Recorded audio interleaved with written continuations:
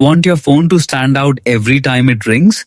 In this guide, you'll learn how to set any song or audio file as a custom ringtone on your Android device in just a few simple steps. First of all, open the settings menu. You can do this by swiping down from the top of the screen and tapping the gear-shaped settings icon, or by finding the settings app in your app drawer. Next, scroll down and tap sounds and vibration. This section contains all the audio-related settings for your device, including ringtone, notification sounds, and volume controls. Now, tap ringtone to view the list of available ringtone options. Here you will see the default sounds that come pre-installed on your phone. To add your own song, tap the plus symbol located in the top right corner of the screen.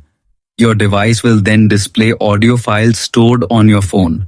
You can browse through folders such as downloads, music, or recordings, or use the search feature to quickly find the song you want. Once you locate the desired audio file, tap on it to preview the sound. Many Android devices also offer a Play Selected Highlights Only option, which automatically uses the most recognizable part of the song. You can enable or disable this feature based on your preference.